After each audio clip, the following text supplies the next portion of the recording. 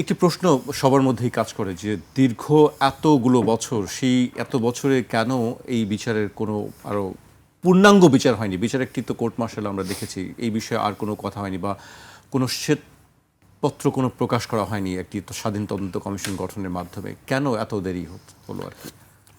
অন্যান্য হত্যাকাণ্ডের তুলনায় এই হত্যাকাণ্ডটা অনেক কমপ্লেক্স। আপনি দেখেন এরশাদ সাহেব পুরো হত্যাকাণ্ডটা মনিটর করেছেন আমার মনে হয় আর কি, এবং মনিটর করতে গিয়ে সেখানে রাইভেল দাঁড় করাইছেন মঞ্জুরকে। যদি হয়তো মঞ্জুরেরও হাত আছে প্রথম দিকে, পরে হয়তো বুঝতে পারছি কী কে জানে। তারপরে আপনি দেখেন এর সাথে একটা এক ধরনের টিমও তৈরি করেছে যারা এটাকে নেটওয়ার্ক মেনটেন করেছে, যারা কোনো ফোন করে বলেছে কিল্ড, যারা বলছে যে ডোন্ট ওয়ারি কিন্তু কাজটা করেছে অন্য। তারপরে মঞ্জুর যখন বেরোতে গেল তাকে আটক করেছে, তাকে বলছে পুলিশও দিবে, নিয়ে গেছে অন্য জায়গায়। তাকে কিন্তু বলেছিল পুলিশ দিবে, নিয়ে গেছে অন্য জায়গায়। তো সব জায়গায় দেখেন একটা সঠতা, প্রতারণা পুরো কেসটার মধ্যে। এই জিনিসগুলো আমরা একসাথে চরিত্রের মধ্যে দেখতে পাই।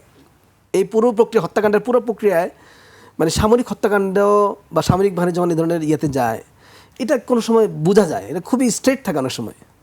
কিন্তু এই হত্যাকাণ্ডটা স্ট্রেট ছিল না, খুবই সঠতার সাথে কাজটা করা হয়েছে। এই চরিত্রটা এরশাদের মধ্যে আমরা 9 বছর দেখেছি।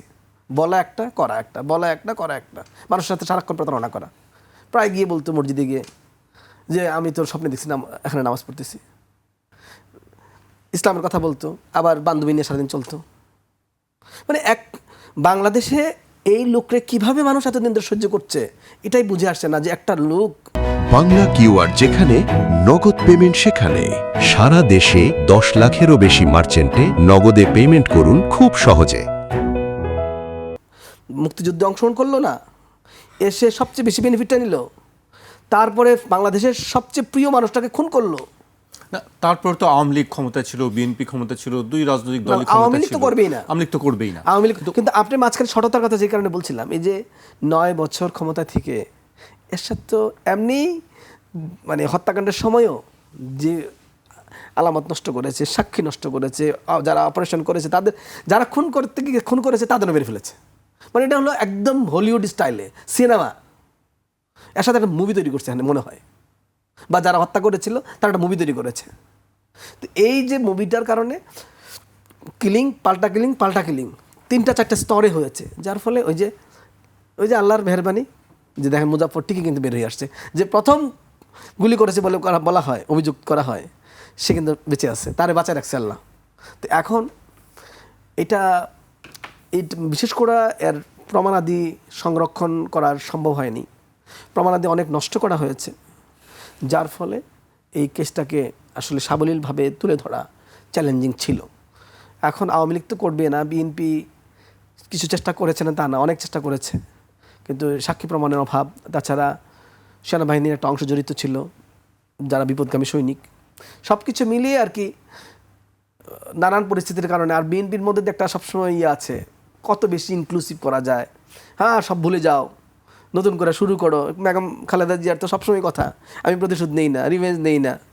তো এবার আপনি দেখেন বর্তমান প্রধানমন্ত্রী একই কথা বলে, ওনার মা নাকি ওনাকে বলে শিখিয়েছেন রিভেঞ্জ নিতে নাই, প্রতিশোধ নিতে নাই। তো বিএনপি তো প্রতিশোধ নিতে চায় না, কিন্তু নিজে প্রতিশোধের শিকার হয়। তো এইবার বিএনপির অন্তত বোঝা দরকার যেন সে প্রতিশোধের শিকার না, কারোর প্রতি অত্যাচার না করুক। ন্যায় বিচার না করাও কিন্তু একটা অন্যায়। শহীদ রাষ্ট্রপতি জিয়াউর রহমান যে খুন হয়েছেন, এই খুনিদের বিচার না হওয়া এবং খুনের সাথে যারা জড়িত ষড়যন্ত্র করেছেন তাদের বিচার না হওয়া কিন্তু শুধু জিয়া পরিবারের প্রতি অন্যায় না, বাংলাদেশের সব মানুষের প্রতি অন্যায়। সুতরাং বাংলাদেশের রিসোর্স হিসাবে জনাব তারেক রহমানের আমি রিকোয়েস্ট করছি যে এরকম একটা কমিশন গঠন করেন, যেন এই হত্যাকাণ্ডটা স্বরূপ উন্মোচিত হয়।